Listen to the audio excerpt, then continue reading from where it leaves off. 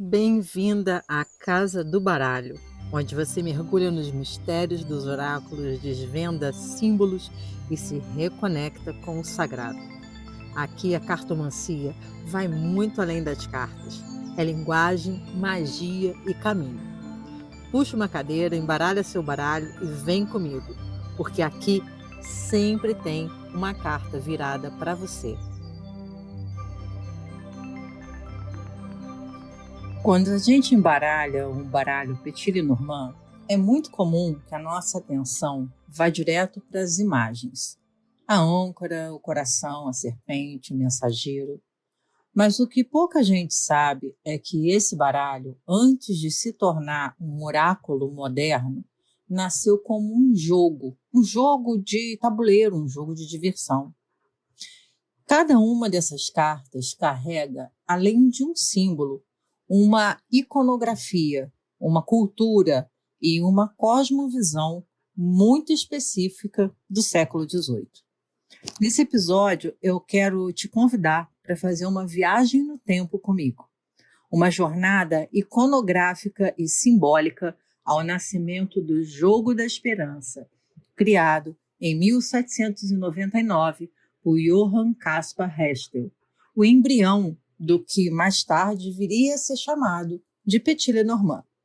E mais do que entender de onde veio esse baralho, a proposta aqui é compreender o que essas imagens dizem e o que é que a gente deixou de escutar ao longo do tempo. Hestel era um fabricante de jogos e inventor prolífico em Nuremberg, na Alemanha. O seu objetivo com o Das Spiel der Hoffnung, o Jogo da Esperança, não era esotérico nem performático. Era um jogo de tabuleiro com 36 casas numeradas, com regras muito simples. Cada jogador lançava os dados e avançava através dessas casas, tentando chegar no final do percurso. Algo bem parecido com o jogo da vida do século XVIII. Mas a genialidade desse jogo estava nas imagens. Ao invés de figuras abstratas ou números, cada casa era ilustrada com um símbolo claro e familiar. O cão, o coração, a torre, o navio, o caixão. Essas imagens, elas não eram neutras. Elas condensavam mensagens morais, ideias sociais e valores da época. O coração não era só afeto, era também compromisso.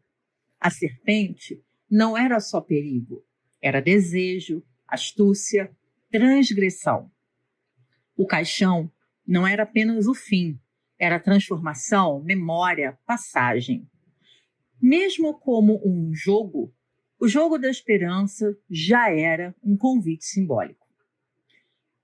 Quando a gente analisa a iconografia original do baralho de Hestel, nós percebemos o quanto essas imagens foram cuidadosamente desenhadas para dialogar, para retratando o imaginário da época. E é aqui que entra uma camada fundamental, o contexto histórico. No final do século XVIII, a gente está falando da Europa Central, o período iluminista, o crescimento da burguesia, a educação como um projeto político e a moral, principalmente a moral protestante, como pilar de identidade. Essas cartas trazem essa linguagem. O mensageiro veste casaca, um chapéu tricórnio, botas de montaria. São elementos típicos do final do Rococó e do início do período georgiano. Essas imagens não eram fantasiosas, elas eram realistas dentro do mundo burguês alemão da época. Mais ainda, elas carregavam referências visuais ao iluminismo e à reforma protestante. Por exemplo, a figura do mensageiro na carta número 1 não é só alguém que traz notícias.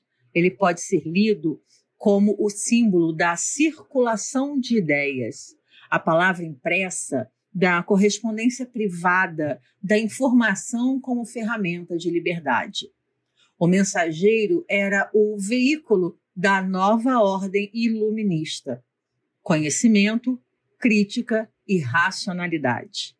Ao mesmo tempo, ele evoca a lógica protestante, a leitura individual da Bíblia, a descentralização da autoridade, o acesso ao sagrado sem intermediários.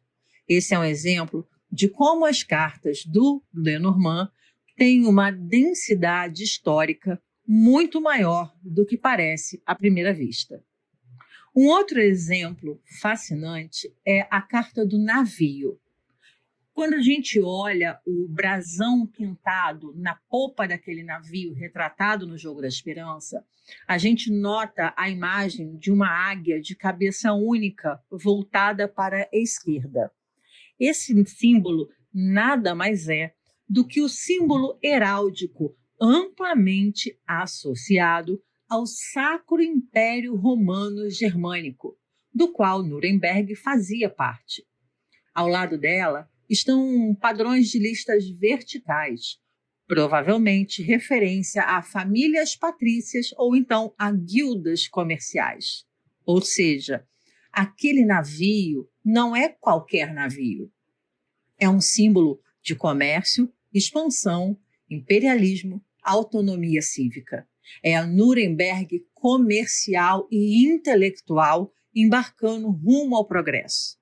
É o ideal iluminista de mundo em movimento. É também, possivelmente, um reflexo de uma cidade livre, mas ligada ao imperador. Uma tensão entre autonomia e lealdade.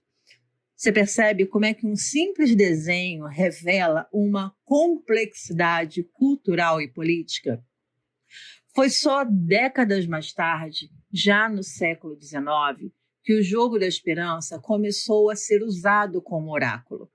Não por Hestel, ele faleceu pouco tempo depois de lançar o jogo numa epidemia de varíola.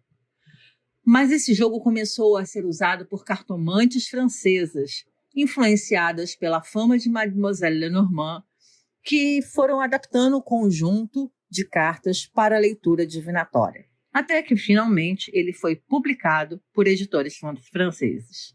Esse salto do jogo ao oráculo não é apenas funcional, ele é simbólico. O que antes era um jogo educativo e moralizante, baseado em sorte e principalmente na moral burguesa, se transformou num sistema simbólico onde o acaso é interpretado como linguagem do destino. Mas aqui entra outro ponto mais delicado. Ao se tornar um oráculo, muito das camadas históricas, visuais e filosóficas dessas imagens foram sendo achatadas, esquecidas e diluídas. A serpente virou apenas traição, a raposa mentira, o coração virou apenas paixão, e a leitura simbólica foi se empobrecendo.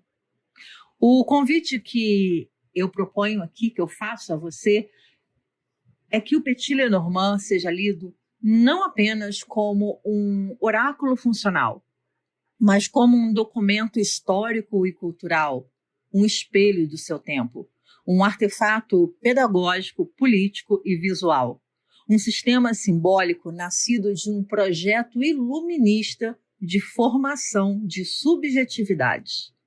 Não à toa, o jogo se chamava Jogo da Esperança, porque a esperança naquele momento histórico era criar uma nova sociedade, instruída, racional, ética e autônoma.